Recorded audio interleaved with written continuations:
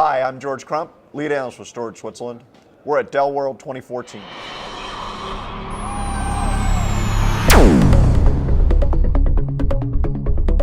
Joining me now is Bob Fine. He's the Director of Product Management at Dell. Bob, thanks for joining us today. Always a pleasure to talk, George. Bob, one of the things that comes up a lot, but isn't like really kind of newsy, that I thought we'd dive into a little bit today, is the concept of software licensing and licensing around the storage system. You and I have had some other conversations about that. Sure. And you guys have something called a perpetual license agreement. Right. That, based on some studies you've done, has really kind of shows a much better TCO than, say, some of your competition. Can you kind of explain, first of all, what is the big deal about licensing, and how specifically does perpetual licensing help you? Sure. Maybe what we could talk about first is almost a step above. At Dell, we talk a lot about redefining the economics of enterprise storage. We talk a lot about having some great products that are market price leaders. And price has to do with a lot of factors. Licensing is one of those pieces that we don't always talk about. We talk a lot about support and total cost of ownership and some of the great tiering technology that we have to move between different types of solid state drives. Right. But the other part, that software licensing, is a piece that a lot of vendors don't like to talk about, because for many vendors it's a hidden cost. You mentioned this concept of perpetual licensing. So at a very, very high level, that's one of the pieces that we're offering our customers that gives them a longer period of ownership and a lower cost over that total period. And I find it very interesting, because this is one of those situations where, if you're a Dell customer, you just assume this is the way life has always been and everybody else has the same thing. And if you're not a Dell customer, you probably assume that the opposite is true, that licensing is just complicated and expensive, and you have to live with it, and you got to keep buying it over and over again. So let's talk a little bit about how that works for those guys that aren't Dell customers maybe yet. Sure. How does that look for them? Explain how that would be compared to maybe some of the competition. Sure. Different vendors all have a different model to charge for different systems. Some vendors charge for a small, medium, and then large or extra large box. And what happens frequently with other vendors, every few years there's a new model, and then that hardware, software vendor, whatever the competitor is, it's pretty typical. But when they release this new model, then they go to their customer and say, oh, thank you for buying our product in the past.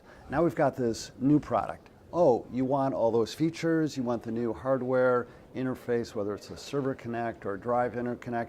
That's really cool, but if you want to buy that, you're going to have to buy the new box. And oh, by the way, you're also going to have to pay for that software that you've had in your data center for 3, 4, 5 years.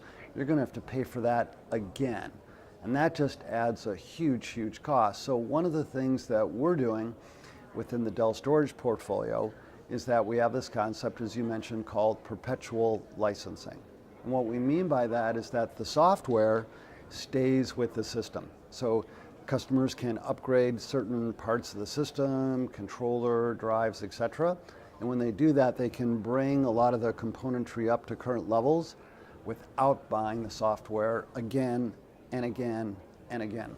And I think this is fairly interesting, because there's more than a few vendors nowadays that talk about, well, our software is included free with the system, right? And of course, I think everybody knows that free doesn't really necessarily mean free. Right. But what's interesting is, without that type of a model, what happens is I buy product A, and then product A1 comes out, and I go buy A1, and it's free again, but I'm having to rebuy that software all over again. Right. If I understand what you're saying in your world, because you guys essentially bundle a lot of the key capabilities as well, right? Right. So, but I can, for lack of a better word, unbundle it and transfer it to my next purchase. Did I got that right? That's essentially the idea. I mean, maybe the best way to talk about it is kind of, I'll have to talk with my hands for a minute, but if you were to think of a total cost of ownership graph, with other vendors, it kind of has a particular slope, and then when you do that refresh that we talked about, there's that big jump. There's a spike, yeah. And I got to buy it again. Yeah. That goes on for about 3 years, another spike. Right.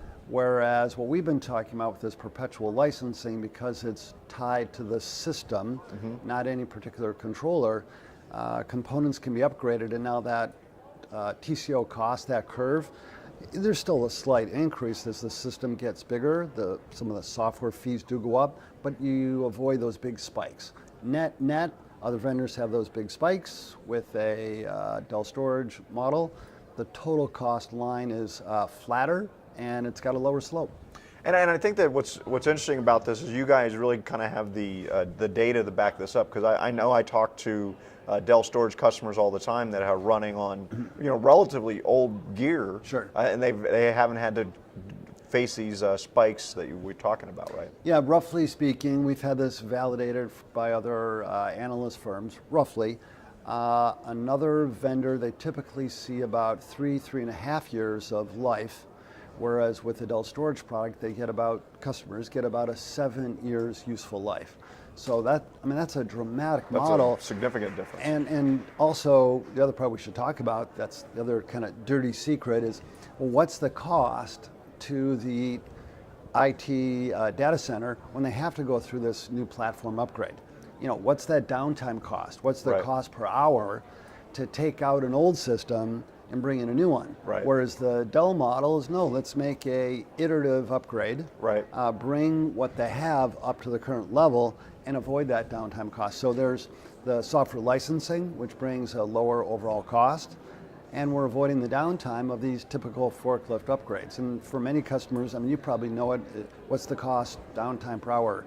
100K, Right. 200K. And usually they underestimate just how bad it can be. Grossly, yeah. And then what about the loss of incoming sales order if you're an online retailer, or Right. if you're a ticket sales, or if you're a e-discovery firm, and I've got to tell your client, oh, sorry, we can't do any discovery for a few days. Yeah, that could be a real problem. Yeah.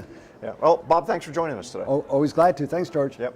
So, big issue here is that total cost of ownership is more than just the cost of the hardware and cost of maintenance and service. There's also a software licensing cost that a lot of people assume are just something they have to live with. But there's models like Dell that allow you to carry that licensing forward and get a much, much longer life out of your total storage investment. For Bob Fine, I'm George Crump, lead analyst with Storage Switzerland. Thank you for joining us today.